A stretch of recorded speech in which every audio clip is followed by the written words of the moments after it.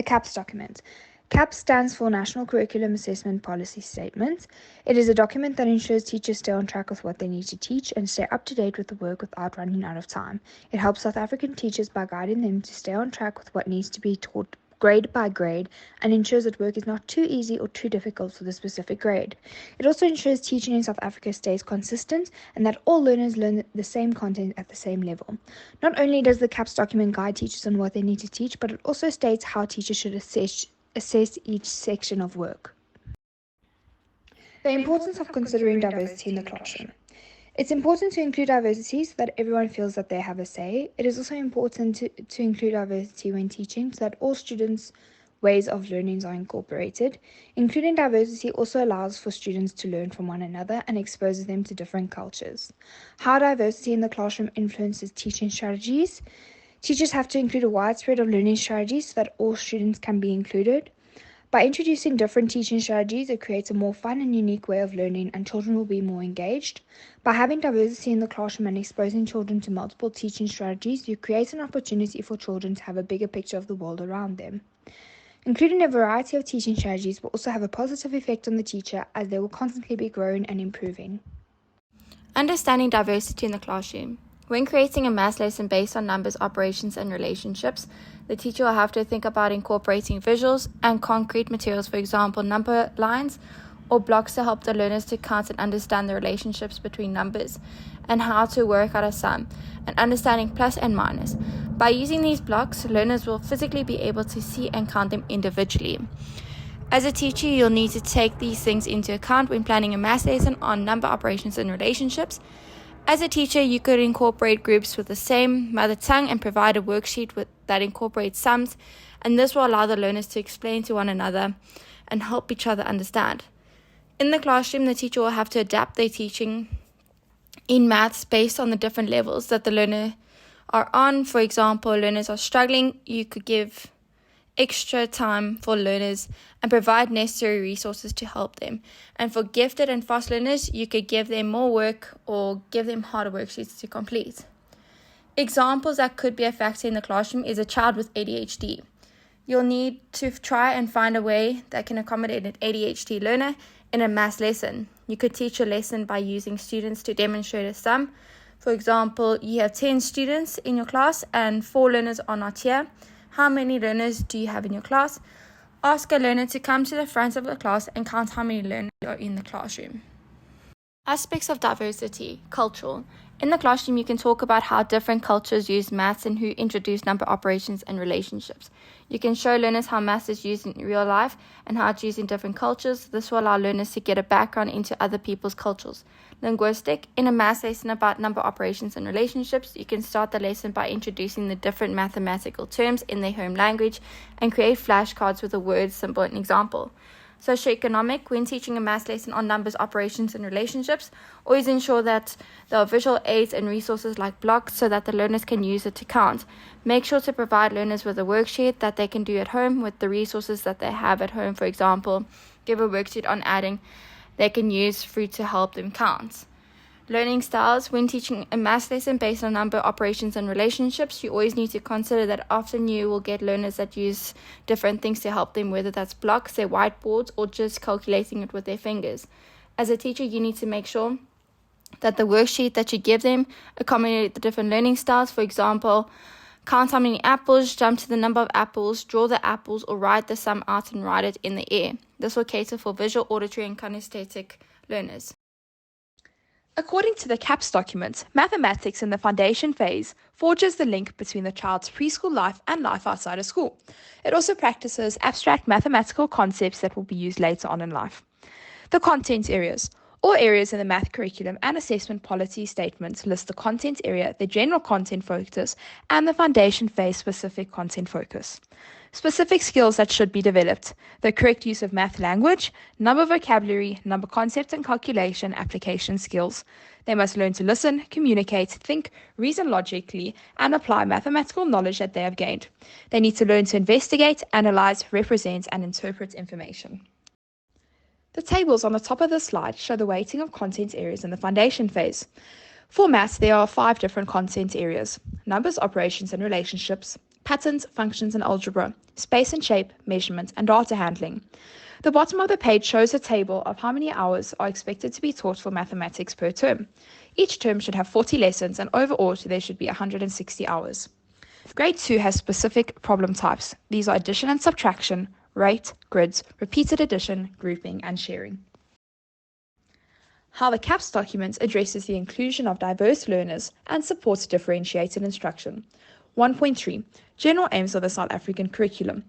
Point E in CAPS says, inclusivity should become a central part of the organization, planning, and teaching at each school. This can only happen if all teachers have a sound understanding of how to recognize and address barriers to learning and how to plan for diversity. The key to managing inclusivity is ensuring that barriers are identified and addressed by all the relevant people within the school. The document is written in all 11 official languages. This is so that it is inclusive to everyone regardless of their backgrounds and what language they speak. The CAPS documents encourage doing lots of assessments in class. They say that by regularly assessing the learners, the teachers can therefore adapt their teaching to meet the individual needs of all the learners. The CAPS document's objectives are framed in terms of the study of the Constitution. This encourages an awareness of current social and environmental concerns, challenges prejudice thinking, and promotes global responsibility. The CAPS document also talks about how to help learners with barriers to learning. It says that learners need to be exposed to activity-based learning. They need to be given practical examples that use concrete objects. If abstract work happens too quickly, they'll experience frustration and regression. Development of the annual teaching plan. Development of the annual teaching plan using the CAPS document. The annual teaching plan, known as the ATP, is a document by the Department of Basic Education that stipulates the minimum content and skills to be taught. Developing the ATP using the CAPS document entails highlighting the learning objective requirements in accordance with the CAPS document in order to put content knowledge into lesson format, ensuring instructional strategies stipulated in the teaching plans are relevant to the subject and content being presented. The development of the ATP is based off each subject time allocation requirements as stated in the CAPS document, which can be seen in Figure 1 as an example.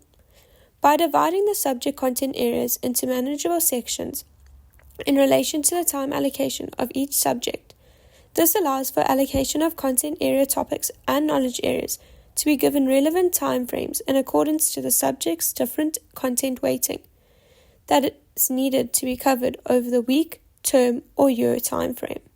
This can be seen in Figure 2 as an example from the content area weighting taken from mathematics. Therefore, by allocating a plan with a set time allocation to cover content within will ensure all content and skills are covered and reach the learners. Time allocation within the ATP also stipulates assessment opportunities to evaluate the learner's progress and to allow for review of adjustment to teaching and learning methods if there is any need for adjustment. Modification and adaptations for accommodation of diverse learners' learning styles and abilities.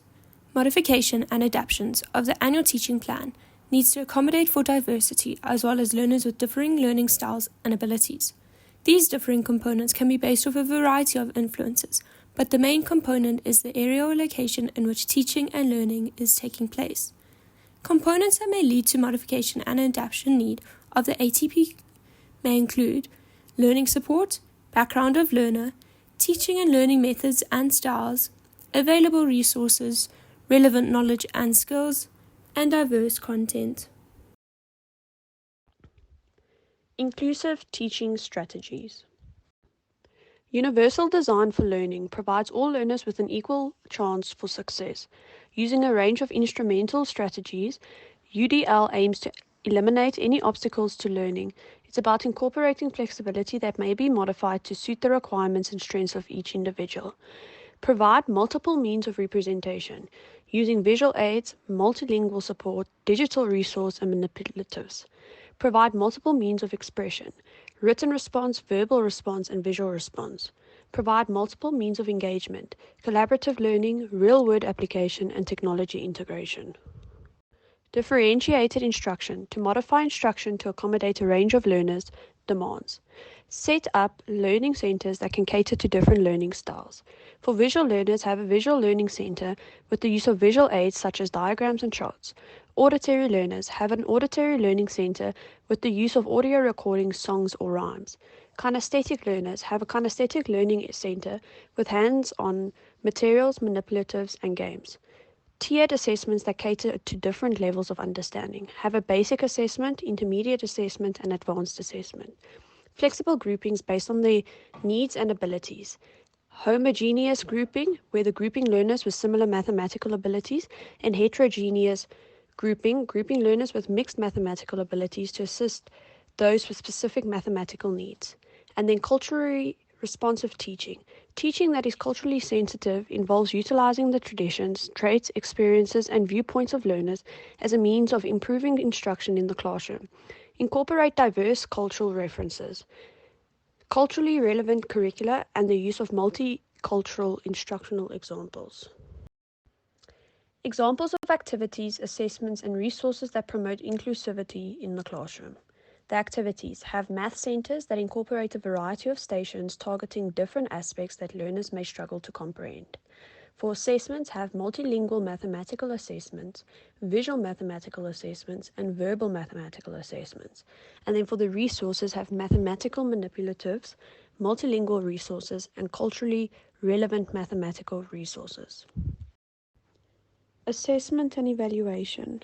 How one would assess and evaluate students in accordance with the CAPS document. Consider the unique needs of learners when designing assessments and evaluations. Constantly re-evaluate the methods for assessment and evaluation in a diverse classroom. Design tasks for assessment that would permit different learning styles and abilities, for example, using concrete to abstract ways of learning mathematics. This could be done using physical manipulatives like building blocks, moving on to worksheets like fill in the missing numbers. Allow learners to work in groups to complete assessments, and use scaffolding techniques for the assessment activities. Allow for both oral and written assessments with extra time where necessary. Make provision for multiple choice questions in the assessment of mathematics. Design assessments that incorporate short answers as well. Make use of technology or other aids or special arrangements to assist learners during assessments. This includes providing learners with number charts on their desks. Vary the assessment activities too. According to the guidelines for responding to learner diversity through the CAPS document, suitable strategies for fair and equitable assessment should include the following. Curriculum differentiation. In other words, modifying, adapting, and varying assessment strategies to make the playing field equal for all learners, including those with difficulties for whatever reason, socioeconomic, social, language barriers, and ability groups, among others. When differentiating assessments, it must be noted that the individual needs of learners cannot all be met in the same way. Every learner should have access to a standard of assessment that best suits his or her needs. There may be no disadvantage for any learner based on the assessment strategy. Finally, assessments must be original and provide for many abilities, learning styles, and different levels, such as children who suffer from dyscalculia, which is difficulty in understanding numbers, which can lead to a diverse range of difficulties regarding mathematics. Mrs. Polly has a diverse group of learners in her grade 2 class. She created the classroom to be a place where students feel like themselves and are able to learn new things to become the best version of themselves. Among her students, there is Jake, who uses a wheelchair, Grace, who reverses her numbers while doing math, Christy, who has been diagnosed with ADHD, and John and Michael, who often behave rudely towards one another because of racial differences.